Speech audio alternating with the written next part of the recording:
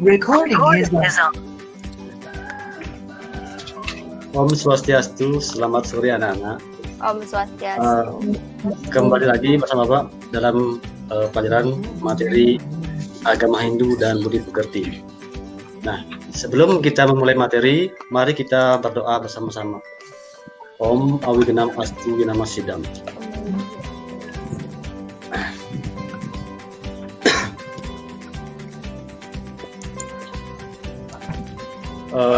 Agama Hindu mengenal dengan adanya Pancasrada. Ya, Pancasrada itu berasal dari dua kata, dari kata panca dan dari kata srada.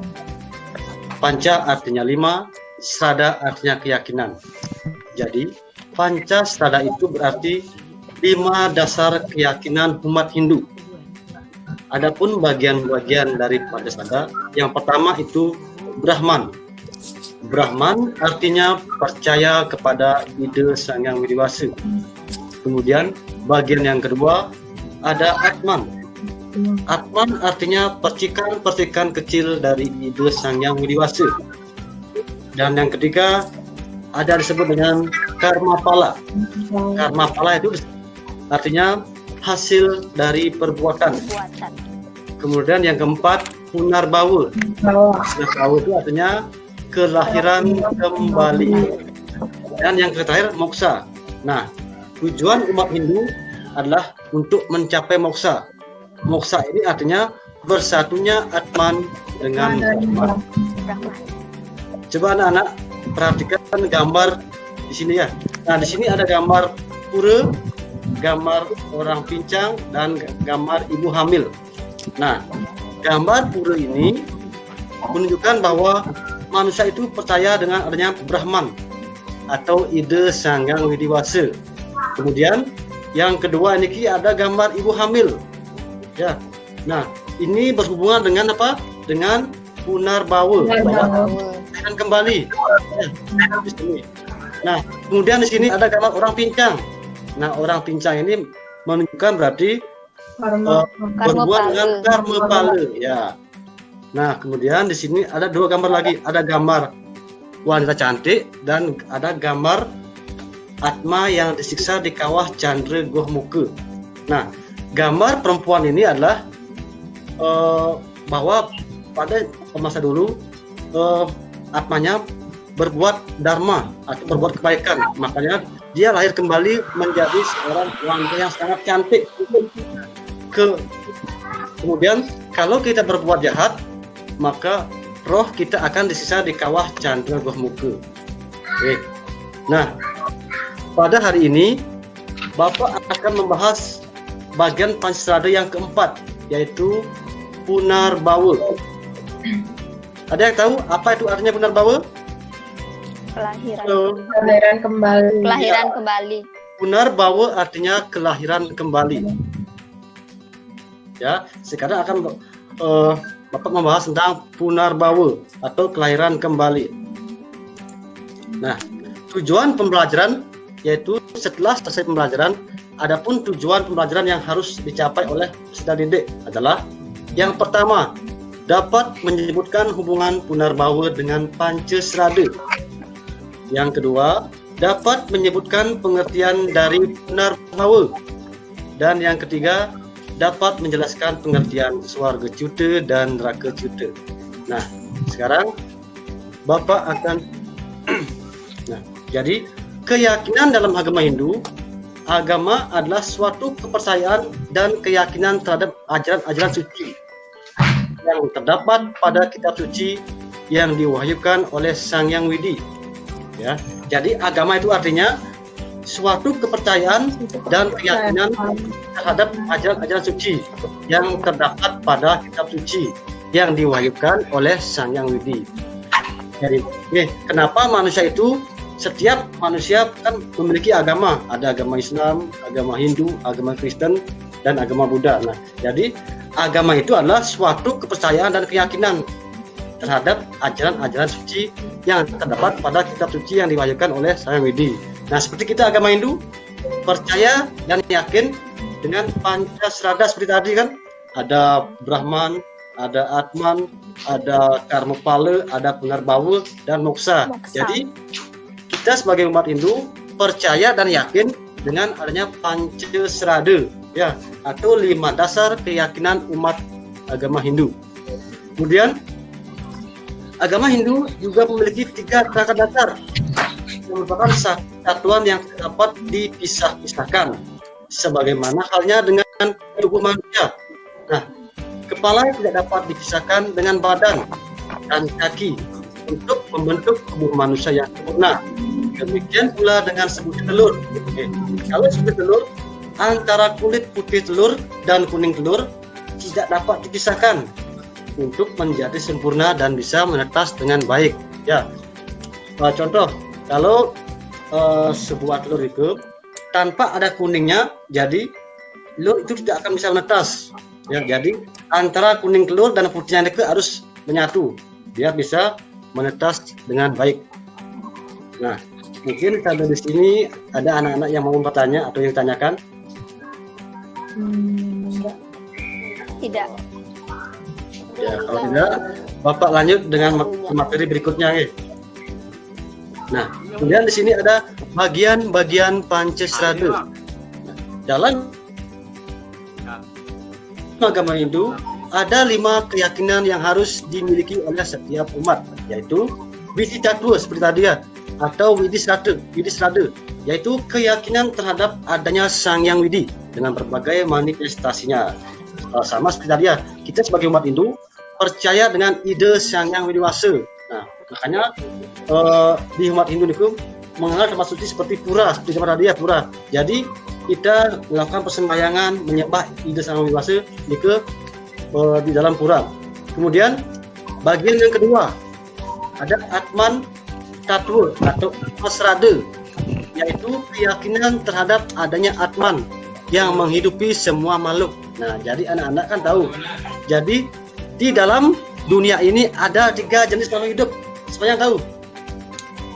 Supaya tahu apa saja jenis-jenis makhluk hidup itu?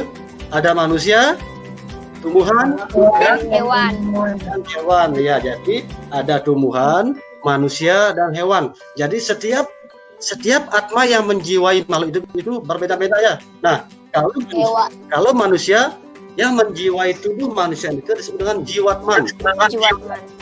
Dengan jiwatman ya. Jadi manusia itu memiliki 3 permana. Disebut dengan sabda, bayu, dan idep. Sabda bersuara, idep berpikir, bayu bisa bergerak. Ya, jadi manusia bisa berpikir, bisa bersuara, dan bisa bergerak. Kemudian binatang itu hanya memiliki 2 permana yang disebut dengan sabda dan bayu, hanya bisa bersuara dan bisa bergerak. Contoh seperti burung, bisa bersiul, bisa terbang, bisa bergerak dengan terbang. Ya, kemudian anjing bisa berjalan dan bisa mengongkong, tapi tidak bisa berpikir. Ya. Nah, kemudian hal itu yang kaya dekat ada tumbuh-tumbuhan. Ya, tumbuh-tumbuhan itu hanya memiliki eke permana atau disebut dengan bayu, hanya bisa bergerak tumbuh. Contoh, tumbuh-tumbuhan bisa tumbuh, berbunga, berbuah karena di dalamnya ada atman. Ya. Jadi tumbuh-tumbuhan itu kan bisa berbunga, bisa dari kecil bisa besar-besar, kemudian bunga, bisa berbunga, bisa berbuah, bisa tumbuh karena di dalam tumbuh-tumbuhan itu juga terdapat atman. Ya, jadi setiap makhluk hidup itu seperti manusia, binatang, dan tumbuh-tumbuhan yang menjiwai atman itu berbeda-beda ya. Nah, jadi di dalam tubuh manusia yang menjiwai itu disebut dengan jiwatman. Jadi atman yang menjiwai binatang itu disebut dengan janggama. Ya, jadi atman yang menjiwai tubuh binatang itu disebut dengan janggama. Kemudian atman yang menjiwai tubuh tumbuhan itu disebut dengan sutawara. Ya, sutawara. Jadi atman yang menjiwai tubuh tumbuhan itu disebut dengan sutawara. Nah, jadi kita sangat bersyukur lahir ke dunia ini menjadi seorang manusia. Ya, karena kita bisa memiliki 3 permana. Kelebihannya ini adalah hidup. Kita bisa berpikir. Ya. Sekarang kan kita bisa belajar, bisa membaca, bisa menulis, bisa menghitung itu karena kita memiliki ide atau bisa berpikir. Kemudian serada yang ketiga nih ada karma pala tatwa atau karma pala serada, yaitu keyakinan terhadap kebenaran adanya hukum sebab akibat atau hasil dari perbuatan. Ya, jadi agama Hindu percaya dengan karma pala atau berpala. Nah, jadi kalau sekarang kita berbuat jahat, ya nanti setelah kita meninggal dunia maka arwah atau atma kita akan masuk ke dalam neraka. Nah, sebaliknya kalau kita berbuat baik atau berbuat dharma, setelah kita meninggal nanti akan arwah kita akan ke surga. Ya. Jadi dari anak-anak dari sekarang adalah kita berbuat sebaik-baiknya ya, berbuat baik. Contoh kalau di rumah membantu orang tua, apakah itu memasak, mencuci, ya. Kemudian di sekolah kita kalau lihat teman ada yang susah kita bantu, ya. Nah, itu adalah sifat kebenaran, ya. Kemudian yang keempat, nah di sini ada punarbawa tatwa atau punarbawa serada. Nah seperti tadi, jadi umat itu yakin adanya punarbawa, yakin terhadap adanya kelahiran kembali. Ya. Kemudian yang kelima, di sini ada moksa tatwa atau moksa serada, yaitu keyakinan terhadap kebebasan yang tertinggi, yakni bersatunya Atman dengan Brahman. Jadi tujuan utama dari umat Hindu itu adalah adanya terakhir moksa, ya, yaitu biar atma kita bersatu dengan Brahman. Ya, mungkin sampai di sini ada yang kurang mengerti atau ada yang mau ditanyakan? Tidak. Ya, kalau tidak Bapak lanjut ya ke materi berikutnya. Nah, di sini ada pengertian surga cipta dan neraka cipta. Sama seperti tadi, ya. Kalau kita berbuat dharma atau berbuat benar, maka kita akan lahir dari surga cipta. Jadi, surga cipta itu artinya kelahiran dari surga. Seseorang yang terlahir dari surga disebut surga cipta. Jadi ya, seseorang yang terlahir dari surga itu disebut dengan surga cipta. Orang tersebut terlahir dari surga karena dalam hidupnya selalu menjalankan dharma. Ya, dharma itu artinya kebenaran. Nah, jadi ciri-ciri ada contoh orang yang lahir dari surga cipta, dia akan bisa lahir menjadi perempuan cantik atau bisa terlahir menjadi laki-laki ganteng atau bisa kaya raya atau dia bahagia. Ya, itu ciri-ciri orang yang lahir dari surga cipta. Ya, karena waktu di kehidupan itu dia selalu menegakkan dharma, ya, berbuat dharma, selalu dia berbuat baik. Nah, jadi dia akan terlahir dari surga cipta. Jadi surga cipta itu artinya seseorang yang terlahir dari surga. Ya. Halo. Halo. Mungkin ada yang kurang mengerti atau yang mau ditanyakan? Tidak. Ya. Bapak lanjut ke materi berikutnya ya. Nah, sekarang ada neraka cipta. Ya, neraka cipta. Jadi neraka cipta artinya seseorang yang lahir dari neraka. Disebut dengan neraka cipta. Ya, orang tersebut terlahir dari neraka karena dalam hidup masa lampaunya selalu melakukan perilaku buruk atau melakukan perilaku yang tidak terpuji atau disebut dengan adharma. Ya, adharma itu artinya perilaku yang tidak terpuji atau perilaku yang jahat. Contoh ya, kita sebagai manusia sering berbohong, tidak jujur, berzina, berjudi, kemudian suka membunuh. Ya, membunuh itu bukan manusia, bisa binatang, bisa tumbuh-tumbuhan ya. Menyakiti tumbuh-tumbuhan itu juga termasuk berdosa ya, karena seperti tadi tumbuh-tumbuhan itu juga memiliki atma, memiliki kepremana ya, bayu, dia akan bisa bergerak. Nah, jadi kita sebagai manusia wajib menyayangi semua makhluk hidup ciptaan Ida Sang Yang Widi Wasa, baik itu manusia, binatang maupun tumbuh-tumbuhan. Ya, karena nah seperti tadi, kalau orang yang berbuat jahat maka dia akan dilahirkan ke neraka juga. Dia akan terlahir bisa menjadi binatang, bisa lahir menjadi tumbuh-tumbuhan, ya, karena semasa hidupnya dia sering berbuat yang tidak benar. Nah, kalau orang yang lahir dari neraka juga, ciri-cirinya dia akan terlahir menjadi binatang, bisa menjadi tumbuh-tumbuhan, ya, atau menjadi manusia, tapi dia dengan kondisi fisik yang cacat, ya, seperti tadi ada orang yang pincang, orang yang tidak memiliki kaki, atau bisa buta atau tuli, ya, atau dia terus sengsara dalam hidupnya. Jadi orang tersebut lahir dari neraka juga. Nah, jadi anak-anak dari usia dini sekarang berusaha kita berbuat yang sebaik-baiknya, ya, baik itu di lingkungan sekolah, di lingkungan keluarga maupun di lingkungan masyarakat. Nah, agar kelak kita bisa terlahir dari surga cinta. Ya.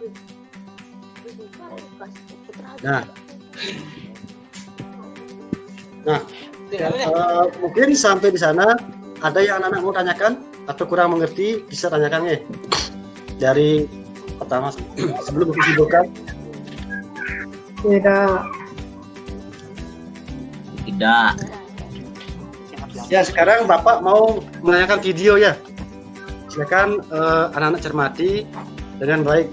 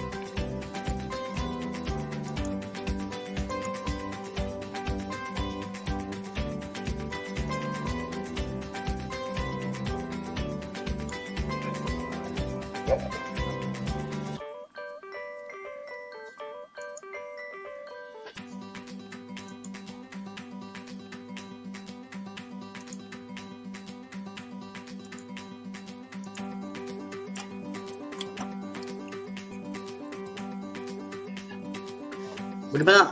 Apakah sudah terlihat videonya? Halo. Sudah.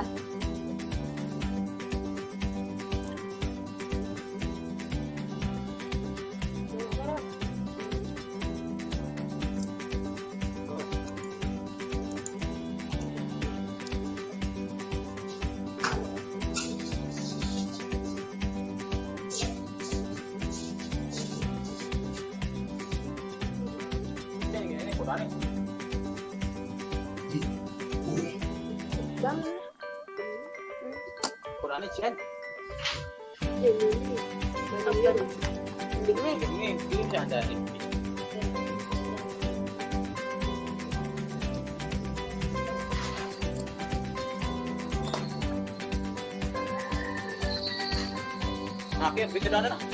Bikin ini lagi nih dong.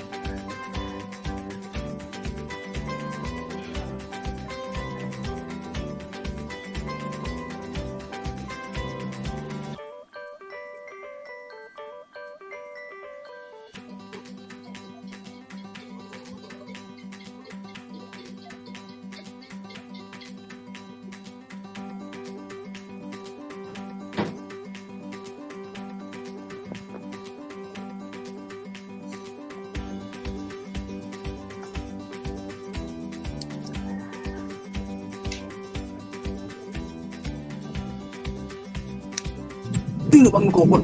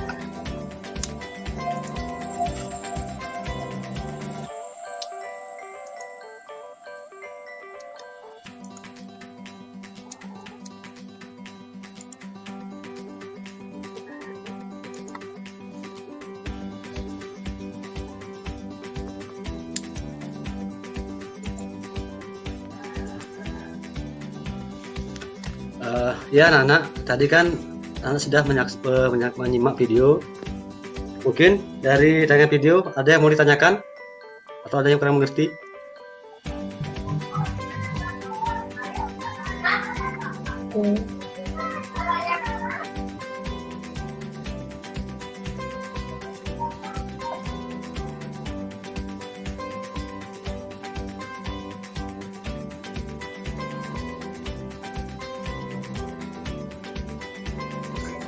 Dalam manusia sejak lahir memiliki tiga sifat asli. Ketiga sifat dasar manusia tersebut tidak dapat tersadar. Ya, sekarang Bapak akan simpulkan materinya. Punarbawa adalah kelahiran kembali yang diakibatkan dari karma wasana manusia semasa hidupnya. Swarga Ciuta adalah kelahiran manusia dari swarga karena dalam hidupnya selalu berbuat baik. Neraka Ciuta adalah kelahiran manusia yang diakibatkan perbuatan yang tidak baik semasa hidupnya.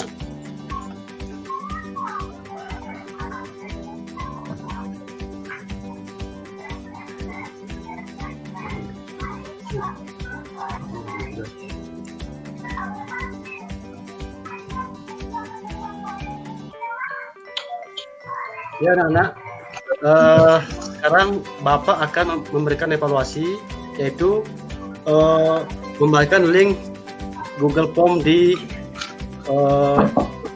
Google Classroom masing-masing.